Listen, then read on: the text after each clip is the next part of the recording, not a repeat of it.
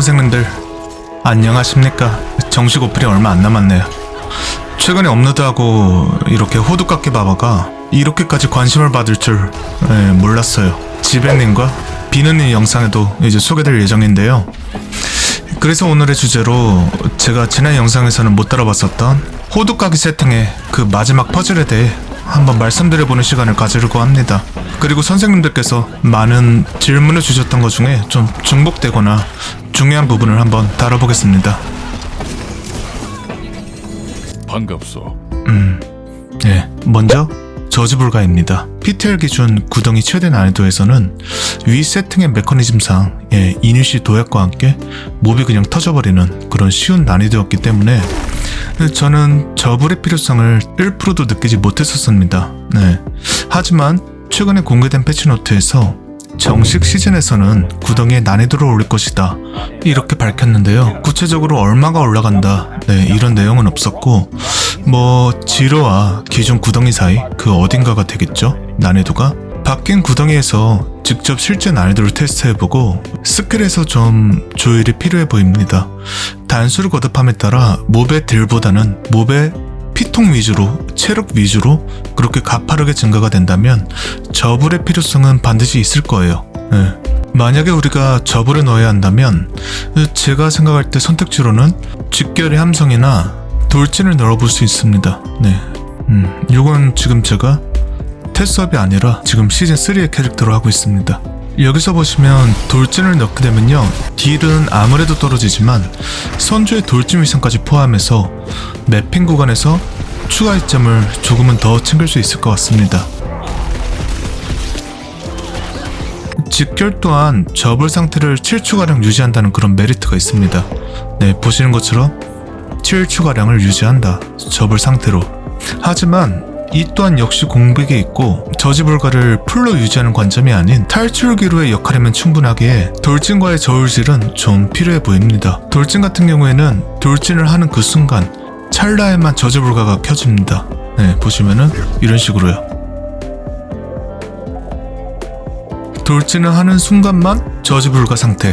한 1, 2초 될까요? 근데 이 돌진만 사용해도 우리가 필요한 군중제어 상태에서 탈출기로 사용이 가능합니다. 공포나 빙결, 어떤 스턴을 먹었을 때 돌진을 쓰면은 탈출할 수 있어요. 그래서 조금은 실전 난이도에서 테스트를 해봐야 될 것 같습니다.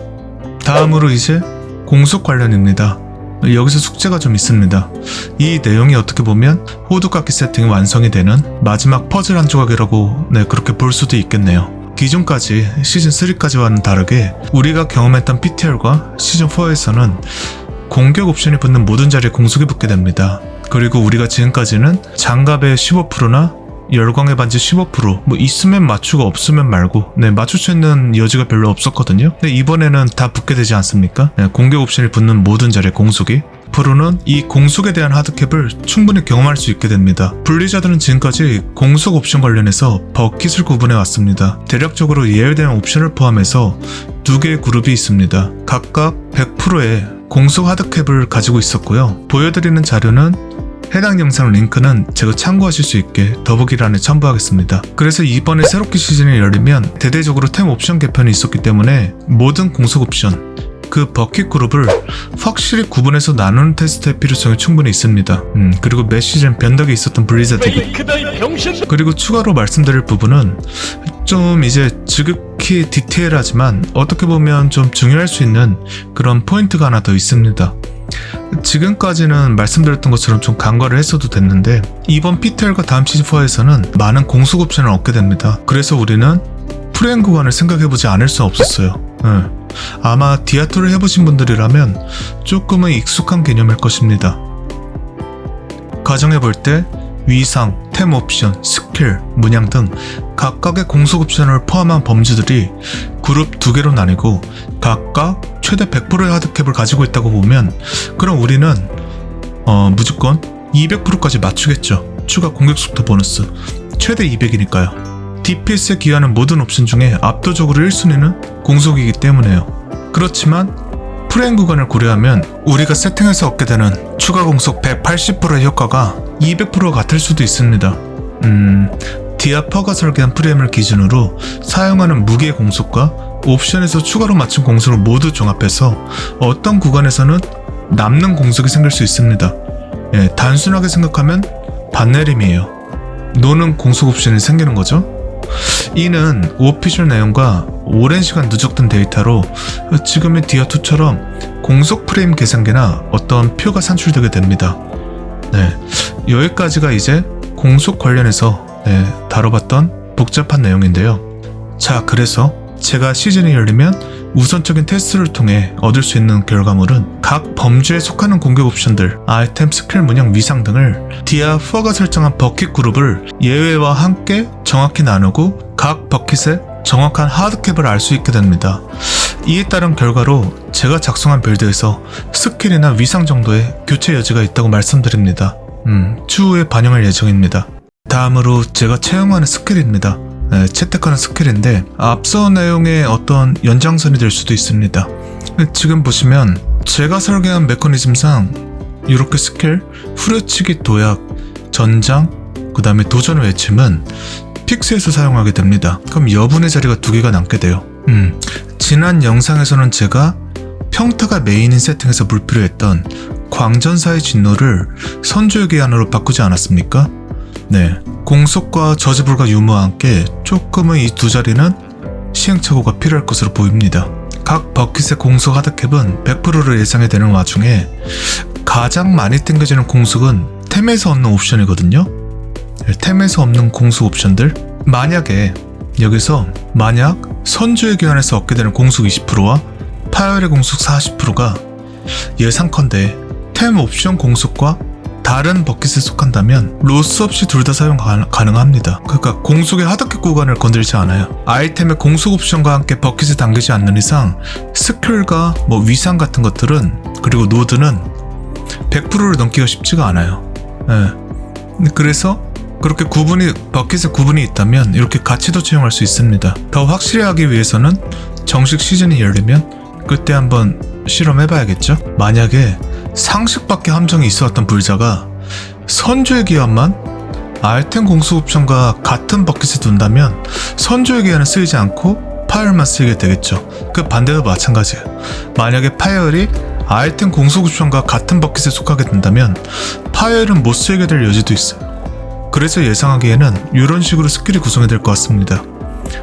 후려치기, 도약, 그 다음에 전장, 도전의 외침, 선주의 기환, 파열이요.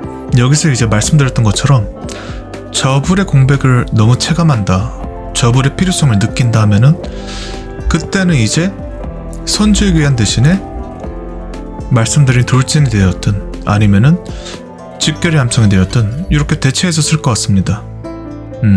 그리고 지난 영상에서 다루지 않았던 부분이 하나 더 있었는데요.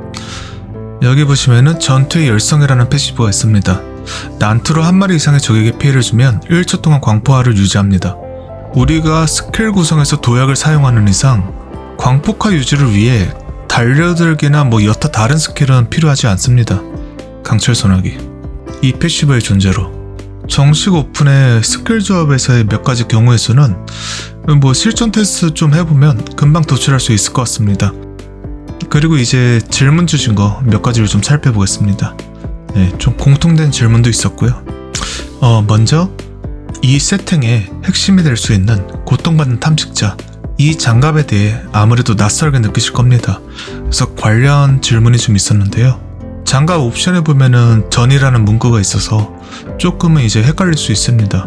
네, 직접 패는 몹과 아닌 몹의 구분 없이 표식이 걸린 모든 적들은 그 할당된 지속시간 3초 동안 이 장갑의 댐증 효과를 보게 됩니다. 여기서 또 한 가지 포인트는 이 표식은요, 주변에 전이된 몹이 없이 단일 타겟팅에도 발동이 됩니다. 댐증이 무려 200%까지. 그리고 같은 탐식자 장갑에 대한 질문이었는데 표식은 내부 쿨이 없습니다. 네, 거는 족족 걸린다. 그냥 시전하는 족족 걸린다. 그리고 도약과 함께 불카토스의 위상을 통한 지진으로 표식을 묻힐 수 있기에 위 세팅에 더 용이합니다. 요 정도의 범위는 커버할 수 있다 우리가. 그 다음에 이제 질문으로 방어구 당금질 옵션 중에 뇌진탕 대신에 빙결로 채용하는 건 어떻냐.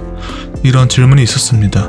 충분히 납득이 됐어요. 왜냐면 후려치기는 기본적으로 행적이 좀 높아요. 행적이 50%니까요. 근데 이게 범위가 너무 좁아요. 하나씩 일일이 찝어잡는데 그때만 효과를 보는 거거든요, 빈결이. 그래서 좀 효과를 보기는 어렵다는 생각이었고요. 그럼에도 후려치기보다 행적이 높은 도약도 우리가 같이 사용하지 않습니까? 66%? 그래서 어느 정도는 발동을 보정할 수는 있을 것 같아. 범위도 어느 정도 나오고. 근데 후려치기, 우리는 기절한 적에게 피해를 주면 생명력 20%에 해당하는 보강을 얻는다. 굳이 빈결과 뇌진탕을 분산하기보다는 그냥 뇌진탕으로 통일할 것 같습니다. 여기서 이제 라말라드니의 도검. 제가 이번 PTR에는 직접 테스트는 못 해봤어요. 그렇지만 이전에 잠깐 분쇄를 세팅할 때 그때 좀 많이 써봤습니다. 이미 우리 장토비 선생님께서 좀 상세하게 답변을 잘 해주셨습니다. 여기서 좀 첨언을 드리자면요, 쌍수 어떤 무기로 패든 라말라드니 효과를 보게 됩니다. 라말라드니를 들어서 때린 이 한쪽만 데미지 버프가 있냐? 그건 아니에요. 양쪽 다 이제 받게 됩니다. 그리고 제가 일전에 세팅한 입문 세팅에서는 제가 라마를 채용하지 않아요. 여기서는 그냥 좀 최대한 기본적인 템, 뭐 장갑은 뺄 수 없지만 뭐 우버나 기타 고유템은 좀 많이 배제했거든요. 그래서 한방들 자체는 양손이 좋을 수도 있어요. 여기 지금 보시는 묵직한 손의 패시브와 함께 양손이 더 이로울 수도 있어요. 그렇지만 DPS 면에서는 또 쌍수가 유리할 수 있어요. DPS 면에서 앞서 제가 잠깐 말씀드린 그 프레임 구간에서요. 뭐 사실 간단하게 이거를 테스트해 보려면요, 같은 몹을 놓고 뭐 예를 들면 뭐 고행 드릴 이런 거 세워놓고 양손 쌍수 뭐 이렇게 번갈아 가면서 패보는 거죠. 그럼 바로 답 나와요. 얼마 컷이 난다. 평균은 금방 비교가 되거든요. 네, 이제 마무리. 다음 시즌에 메타가 될 가능성이 있는 그런 호두깎이 빌드의 마지막 퍼즐에 관한 주제로 이렇게 영상을 만들어 보게 되었습니다. 사실 오늘 다룬 내용들이 제가 앞으로 시도할 그런 예비 과정이고, 정식 오픈에서는 다른 변수가 생길 수도 있겠죠. 그래서 보통은 이제 제가 최종적인 결과물들만 그렇게 업로드를 했어요. 네, 그래야 저도 편하고 보시는 분들도 좀 혼선이 없겠는데요.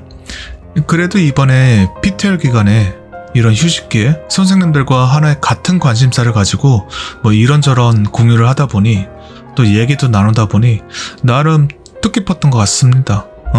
돌이켜보면 제가 진짜 개짐승처럼 이 빌드만 지금 3편에 걸쳐 영상을 만들어 왔는데 어떻게 보면 늘린 건데, 아니 의도해서 늘린 건 아니에요 형님들. 지금까지 없었던 빌드인 이런 호두까기를 깎을 때 어디서 그냥 아무 바위 하나 들고 와서 금이 나올 때까지 그냥 겁나게 깎은 거예요. 야, 여기 안에 뭐 들어있냐? 금이 들어있냐? 다이아가 들어있냐? 그런 심정으로 그냥 좁힌 거예요, 무식하게. 우리 선생님들 옆에 세우고요. 그래서 깎다 빌드를 깎다 여기까지 오게 된 겁니다. 앞으로 정식 오픈에서는 실시간 방송도 이제 다시 하고, 그때도 이제 선생님들과 여러 정보를 공유하고 같이 육성도 하며 같이 겪는 고통을 같이 극복해볼 예정입니다. 아픔은 나누면 배가 된다고 하나?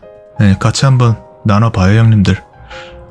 그리고 이게 보면요, 제가 지금까지 디아퍼를 하면서 육성하고 세팅을 하면서 느꼈던 가장 큰 현타를 느끼는 부분은 아마 아실 분들은 아시겠지만 결국은 버그의 유무예요. 디아퍼는 몇 시즌 버그를 떼놓고는 생각할 수 없었어요.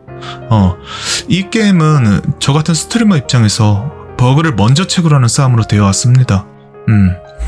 저도 이제 꾸준히 뭐 구독자 형님들한테 뭐 이런저런 버그가 있거나 뭐 어떤 새로운 사실이 있거나 하면은 좀 제보해달라고 그렇게 좀 요청하고 뭐 이렇게 해왔던 것 같은데, 이제는 버그 빌드를 뭐 쉴드를 치거나 욕을 하는 일도 없어질 정도로 이젠 그저 고질병으로 자리 잡은 것 같은데,